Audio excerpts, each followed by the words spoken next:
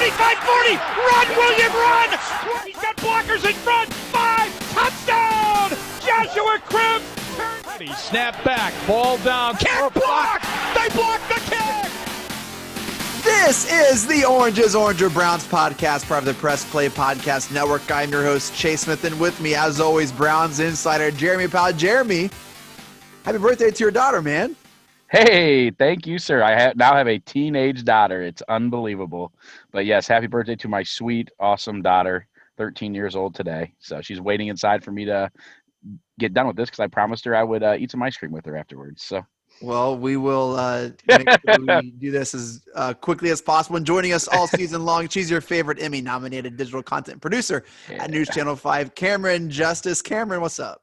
Hey, guys. How are you doing today? This is a great day. It is a great day. Indians just swept the White Sox. They're peaking just at the right time. Perfect time. Browns seem to be trying to stay healthy a little bit. We'll talk about that here in a moment. The Browns do play host to the Washington Pro Football Team. Camryn is going to lead us off with the Camryn's keys to the game. Camryn, take it away. So I always give you these keys to the game, and I tend to talk about the run game all the time. That hasn't changed. My first key to the game is keep feeding Nick Chubb and Kareem Hunt, and it's probably going to stay that way throughout the season. Even when they're doing it, I'm going to want more. I want to see Nick Chubb and Kareem Hunt combine for 40 more touches. There's no reason not to if we get that run game established early. I want to see, them blocking for each other. Kareem Hunt's a great blocker for Nick Chubb. But even today in the press conference, Odell said that he was excited to see this run game being established early, and he was ready to make the blocks needed to make these runs happen. So I want to see the rest of the team step up, really guide that run game and make sure that Nick Chubb and Kareem Hunt have a successful game on the ground. And when you do that, when you establish that, that just sets up the rest of your offense. That provides Baker the ability to make smart passes when it's time to do it. It provides, the receivers out there to get open because who knows? Do they have to focus on the run? You're going to focus on the pass. There's so many offensive weapons, but the key to getting it going is to just hand that ball off to Nick Chubb and Kareem Hunt whenever possible. So that's the first key to the game. It's probably always going to be the first key to the game. I have no shame in keeping it one of my keys to the game.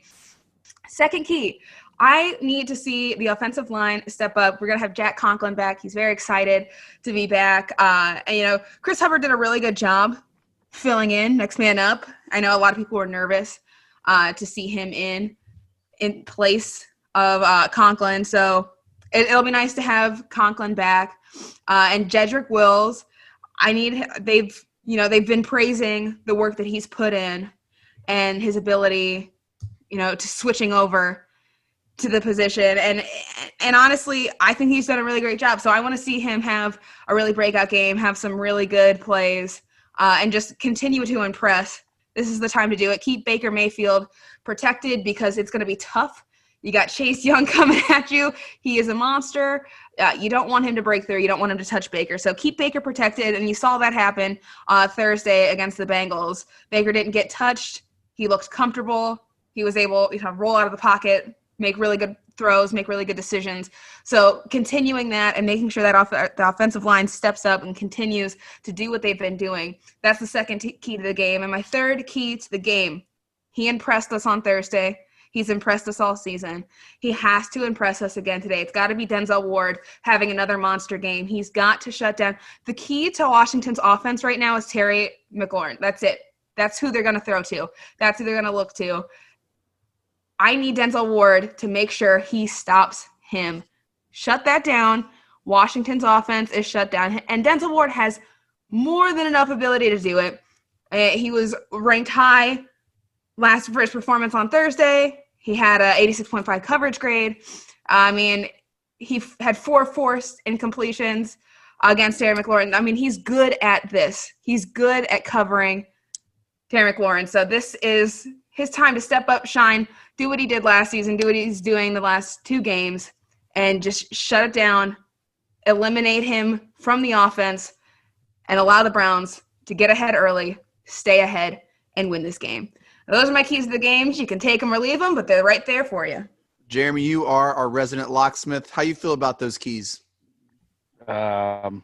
I agree with all of them. The third one worries me, though, because we talked a little before the show, me and Chase. Denzel had a groin injury pop up today, and he was limited in practice. And, Denzel has missed some games since he's been here, and I agree 100%. He can completely take Scary Terry out of the game.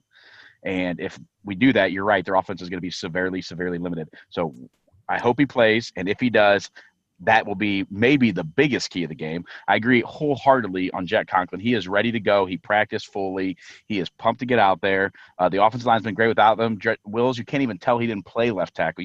That's a huge move to move from right to left at the NFL level. He has been fantastic. So, and I agree with you 100%. We have to run the ball. We will run the ball. That'll be part of my bold predictions for this week, just how much we're going to run the ball. Yes, Washington has a great front seven. I think, though, you can expose pass rushers by how running the ball underneath of them. So I agree with all your keys. I think they were excellent and right on the money. Listen, I do agree that Denzel Ward he does have a chance of not playing with that injury. But for me, I feel like hopefully it's not that serious. It happened. Yeah. He went through individual drills, so he was good enough to do that. It wasn't, he wasn't carted off or anything like that. So hopefully it's just a little strain and he's able to come back. Even if he's not at 100, if he does something, like Jarvis Landry's doing right now, playing his 100%, giving his 100% while he's not at 100%, that still, to me, is a key factor in shutting down the Washington's offense. I don't think you're ever going to go wrong, Camryn, saying we need to feed Chubb and Hunt. Obviously, the O-line is a key to the game. And, we're built for it, baby.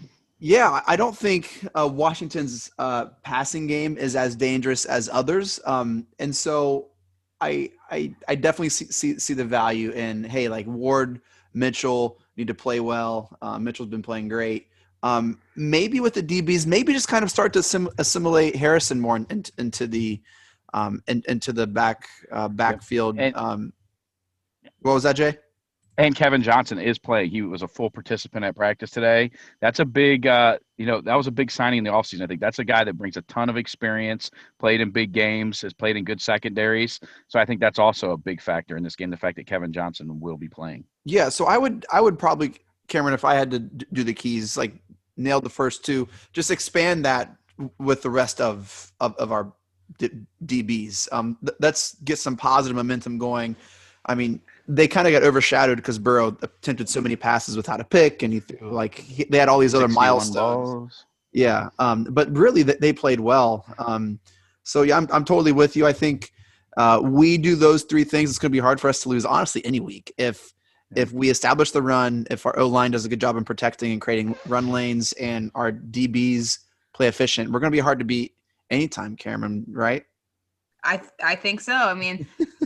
Listen, I said it on Thursday. That is the key indicator of how the season goes is how they play on Thursday, and then this is just the solidifying game. I mean, if they show up the way they did on Thursday against the Bengals, against Washington, I think that fans can have a lot more confidence in this team moving forward, and they're going to show that they are making the steps and they are taking the steps and the strides to grow and become the team that we expect them to be, with all of the implementations that they've had at scheme, at coaching, at positions. All the work they put in over the offseason and all these things that seem to line up, this is when you should start to see them. So as long as Sunday goes as planned and goes well and they look like they did on Thursday or better, I mean, you got to have confidence that this team is really going to have a season. You do, and you got to believe they have a chance on Sunday against this pro football team. Let's jump to our game preview. I want to read a couple things out loud and just try not to get too excited as I read this, guys, because you look at this preview and you just feel like the opportunity to start 2-1 is right in front of you. Sunday, 1 p.m. kickoff, First Energy Stadium in Cleveland. Washington and the Browns are both 1-1. Remember, they came back. Jeremy reminded me, I thought they were 0-2 against the Phillies team week 1. Had a pretty remarkable comeback. But Washington ranks 31st overall in offense, 31st in passing. The Browns aren't much better at coming in at 28 so far, but the Browns are second in the league in rushing. Listen to this. Washington has allowed 30-plus or more points in 4 of the last 5 games going back to last season. Washington is also allowing 142 yards per game since 2019, the second most in the NFL. Not a very good combination whenever we have the most potent rushing attack. Listen to this. Chase Young has 2.5 sacks in 2 games. We mentioned him already. I'm sure you're going to hear a lot about him on Sunday afternoon. He has 2.5 sacks in 2 games. Question, the only other player with more sacks in the first 2 games is who? You have a guess? Myles Garrett with 3. Oh. Right? So that's going to be a fun matchup when they're on the field to watch. Some Browns stats. Baker has thrown 1 interception in 8 straight games. They're going to look to remedy that. OBJ is going on 12 straight games with fewer than 100 yards, the longest streak of his career. Browns injury report, Jeremy mentioned Ward was added today with a groin. Hopefully it's nothing major. Vernon questionable still with the abdomen. Mac Wilson questionable limited with the knee. Greedy still out with the shoulder. Jeremy, have you got a chance to look at the line? What would you guess? I'm going to say you haven't. So what would you think? No, I never do on purpose. I'm going to say if I was setting the line, I'd set it Browns at 6-point favorite. Browns 6. The line is minus 7.5. That'd be my guess. They're giving the Browns a lot of respect. 7.5. Okay. And it's hard to argue that. You hear those things, and it just seems like the Browns should win by more than 7. And this is why they make the money, right? But Jeremy, how does that make you feel hearing all that, man, about the game? Good. And like we started to talk about at the beginning, the Browns' strength is obviously the running game. I don't know if you saw Wyatt Teller is actually one of the highest rated guards in the league right now. And he was our biggest question coming in, right? The Browns built their line. They built the team smartly. They built a line to run the ball, right? They built a road grading line that knows how to run the zone blocking scheme. So Brown's strength is running the ball. Washington's defect on defense is stopping the run. How do you slow down a great pass rush? You run the ball. Mm-hmm. You don't let them pin their ears back and come get you.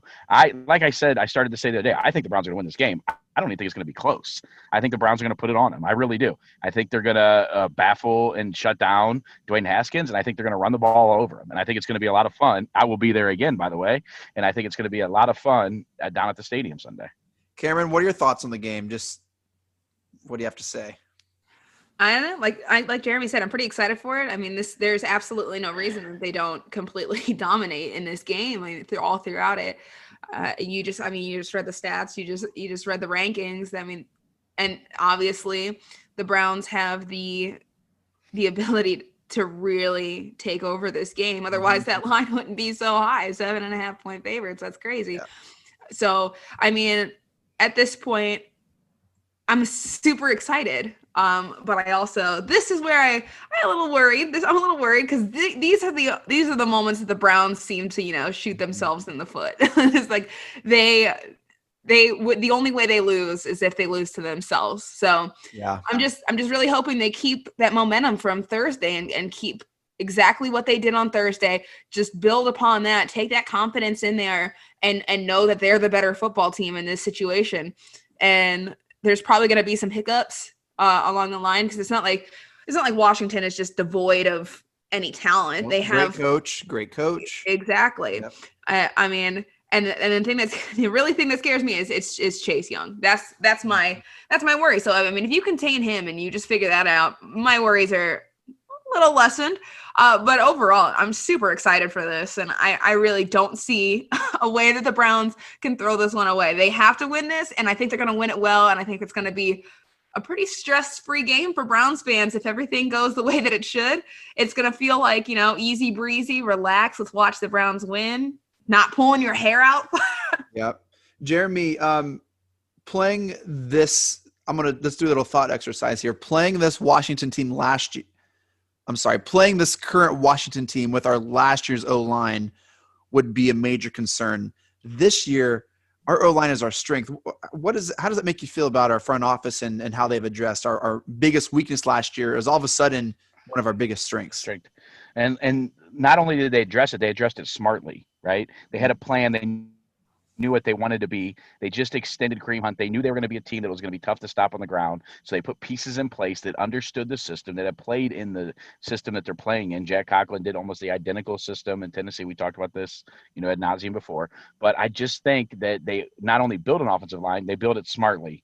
And like I'm not like like Cameron said, I'm not even worried about the game. And you know me, I'm a Browns fan. I've seen it all. I just think they figured out what they're going to do. They're going to run the ball like crazy. It's going to be tough to stop, and then they're going to go play action off the run. And like we talked about, Washington has trouble stopping the run. So I'm excited, and I'm excited for the front office, and I'm excited for what I see right now.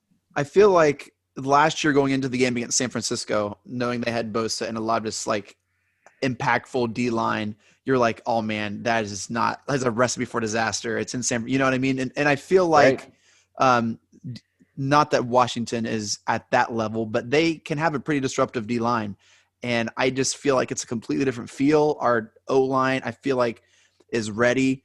Now this might illustrate just how poor the Bengals played, but it's not like the Ravens had a ton of pressure either. I feel like Baker has been really protected, and we ran the ball well against Baltimore as well. So exactly, it's just a night and day difference from last year to this year, and I think that speaks to the confidence level that all three of us are talking about going to this game. Camryn, let's do some narratives. I have a couple I can't wait to share. What are some narratives we could see after this game? One narrative I think you will probably see, and I'm hoping to see, and people, accept, is unselfish Odell. I don't think that he's going to have monster games this season. He doesn't think that he's going to have monster games this season anymore. He'll eventually have some, but I'm excited to see the storyline maybe shift, especially in the media, and focus on the fact that he wants to be a team player and he wants to be here. You see all the time the rumors about him being traded, like, oh, he wants a trade, the Browns are going to trade him, and they're just rumors and they keep shut down. Well, let's get some narratives about how much of a team player he is and how well he's going to fit in and adapt in the role that he plays right now. He might not have, huge reception numbers. He's not and that might not be a thing. That's not the Browns' focus right now. The Browns' focus is the run game. So just the narrative of what he's able to do to help that run game succeed. That's what I think I want people to focus on. Love it. The Odell media apology tour. I'm all here for it. That would be amazing. Jeremy, you have a narrative you can see happening in the next couple of days? Yeah, and I think the Browns solidify themselves as the best running team in the NFL. A lot of people are already recognizing it. We heard Troy Aikman say they're the best 1-2 punch in the league. I think this is the week with Andy Janovich, who's been phenomenal as a fullback. We forget to mention him. Another smart piece they added that they knew they needed. I think that the Browns solidified themselves this week as the best rushing team in the NFL. Yep, I can totally see that happening. I'm anxious for some bold predictions, Jeremy. They better be bold this week, but I really think that's not out of the realm of possibility. We have another showing like we did on Thursday night, and I really think it's just going to get a lot of people excited. Here's a narrative I think we're going to start seeing. Baker, the game manager, right? This Brett Favre gunslinger comparison all his rookie year, and kind of had to eat crow a little bit last year. All of a sudden, he has a little different role now, and he's not asked to throw 61 times. Looking at you, Joe Burrow in Cincinnati.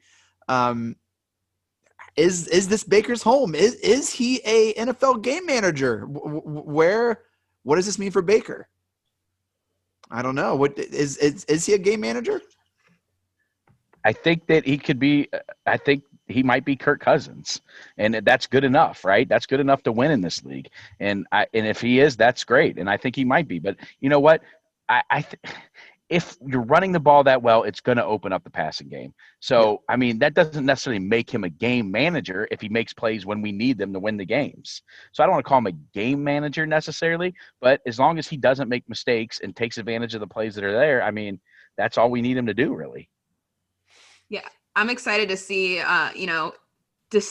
good decisions out of Baker Mayfield when he opts to not run the ball. The interception on Thursday, he keeps getting asked about it, and he keeps talking about how he wishes he could take it back, and it was just a poor choice. He didn't get the right read of the field. So seeing him progress in that sense of being able to get better reads, make better decisions like that, instead of, just tossing it up, getting that interception. That's the steps that they're taking. During practices, talking to him, figuring that out, because they do, like Chase, you said earlier, he's on an 8-game interception streak. So they're trying to end that pronto. So making sure that, he makes those good decisions in those game time decisions, making the right choice. That's so crucial. And I'm excited to see how they work with him and how he starts to handle that a little bit better. Did you guys see the Stefanski mic'd up segment, like the 2-minute clips? Did you guys see that? I've seen it yet. Oh man, it's pretty illuminating. He is talking to Paul DePodesta before the game. Tells him about a scripted play, and then obviously they throw to Jarvis, and it's very, very vibey. It's definitely a vibe that he gives off. It's very cool, very chill, almost like he's trying too hard. I don't want to crap on Stefanski because he's doing a great job and he is under control and he does seem really chill. But it was just like, okay, we get it. You're young. Like, I don't know. It was it was a lot. It was definitely an interesting watch. Hey, let's do our job and think if things go bad on Sunday. All right, what are some other narratives that we could see? Maybe a Jekyll and Hyde Browns. Like which Browns team is going to show up? Is going to be the week 1 like undisciplined, like just making bad decisions, or the week 2 stick to the run game, and we'll see what happens. You guys have any other narratives if something goes wrong? The narrative that's going to happen if something goes wrong. It's going to be, is Baker the franchise quarterback? Is Baker the future of the Browns? That's going to be the narrative you see. This can't go wrong. Otherwise, Baker is in the spotlight, and they're going to question whether he has a future in Cleveland. Jeremy, is that ever going to stop? When is that not going to be the case? When the Browns make the playoffs and probably win a playoff game. I mean, that it will be. It'll be the narrative. That will always be on the back burner at least until the Browns win. Because the number one job of a quarterback in the NFL is what? Win games, get us to the playoffs. So until they do, that question will always be there, whether it's fair or not, whether it's Baker's fault or not. Until they win the division, get in the playoffs, win a playoff game, that will always be the question. Look, Andy Dalton made it to the playoffs a bunch of times, never won a playoff game, and he's gone, right? So you got to win, and you got to win a game in the playoffs. I'm looking here at this list. Browns winningest quarterbacks, and the Baker Mayfield is pretty high up on that list. Sure. So I mean, Saip, Kosar, Frank Ryan, Autogram, Tim Couch, Bill Nelson, Mike Phipps, Milt Plum. I've never heard of some of him. Yeah. Derek Phipps, Anderson and Baker Mayfield. Vinny Testavere's in there as well. So. You have Couch, Anderson, and Baker, the new regime QBs that are up there, and then a couple down, Colt McCoy, and then Brandon Weed, and then Charlie Fry, and then Brian Hoyer. Baker started 31 games. Tim Couch started 59. Derek Anderson 34. So he has the third most starts of the of Browns in the new era. As a .419 winning percentage. I think if we don't make the playoffs, but we win. If we sweep the Bengals and either win one of this against the Steelers, or I think there's a way where if we don't make the playoffs, he's still a quarterback next year. But it's got to fall just a certain way. Sure. I don't know. He'll still be the quarterback next year, but the questions will remain. I mean, the questions are going to remain if he's the franchise quarterback or not until he proves he's a franchise quarterback. Mm-hmm. And that's just what it is. Yeah, and it's not like anyone's at fault for thinking that. I mean, I think he's got a lot of pressure on him. But I mean, look at the Browns historically with their quarterbacks. Mm-hmm. They haven't had much success. So, I mean, that's the one place that you look to criticize, because the Browns have been trying to figure this out for a very long time. And so when you think that you have them, I mean, how many times did the Browns think, they drafted the guy, this is the guy. And so now Baker has shown a glimmer of hope that he is the guy, but he hasn't really solidified that yet because, the Browns haven't been to the playoffs. They haven't had a ton of success. So, I mean, the conversation and the narrative is his to end. He alone can do that. He has to be the one that lead the Browns to a winning season. I'm going to read this tweet from James Palmer. He is a national reporter for NFL Network. Sunday, listen to this. The Broncos will be starting their 8th quarterbacks in 2016 after Peyton Manning retired in 2015. Their 8th starting quarterback. This will break a 4-way tie with the Browns, Jets, and Washington for the most in that time span. So we're trending the right way. Teams are struggling more. I don't see us having any of these bad narratives, but that's part of our job is to look ahead and think what could happen. I do think that Baker question will remain. Jeremy, Camryn, Stefanski, still no like eye rolls if this is a bad Sunday from him. I think there's a lot of confidence in Stefanski. I mean, he's shown that he's intelligent. I think that for him, it's less heat than Baker gets because, this is Baker's third season. This is Stefanski's first season as head coach. Yeah. So, I think that Stefanski gets obviously more time because he's had less time to prove himself. So I don't think it would be justified unless Kevin Stefanski does some real Freddie Kitchen stuff like that one play in the first game. Unless he comes out there and just makes completely terrible calls or manages the game super poorly, I don't think the narrative should be on him.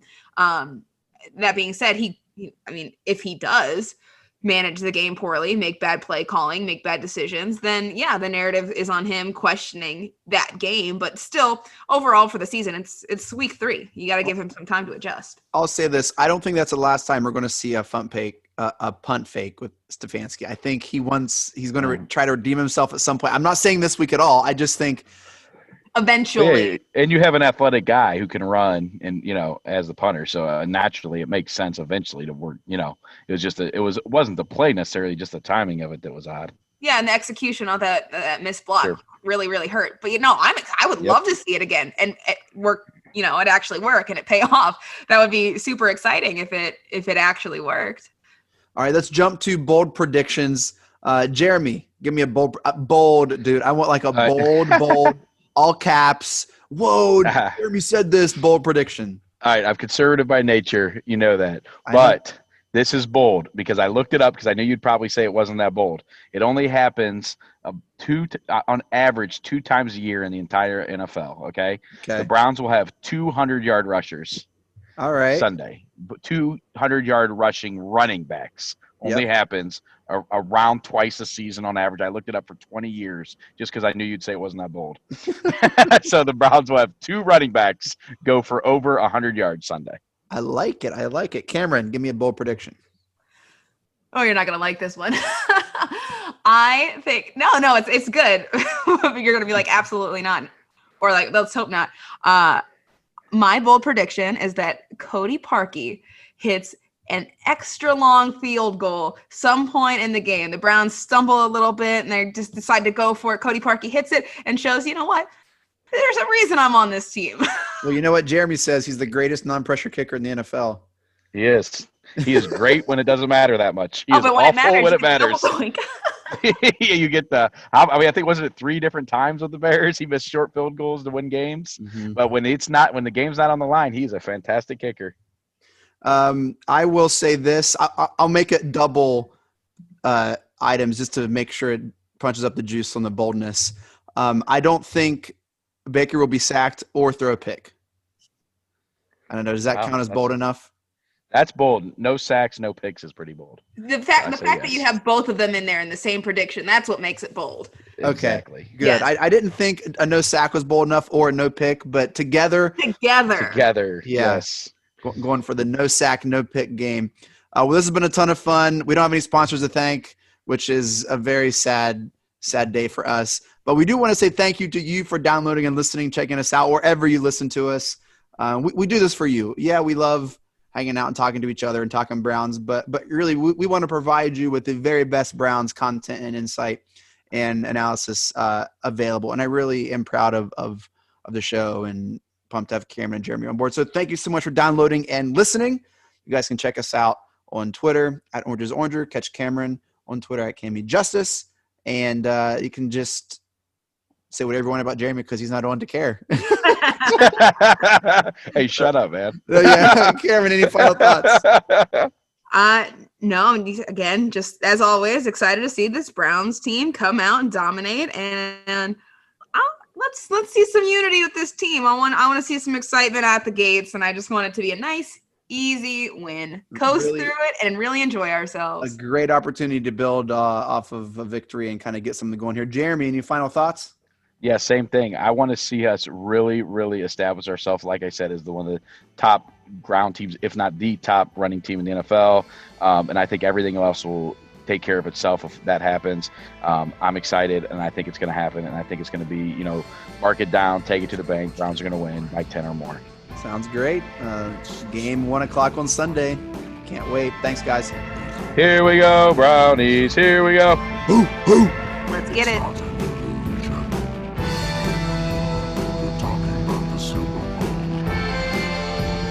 Anything less is impossible. For the USA.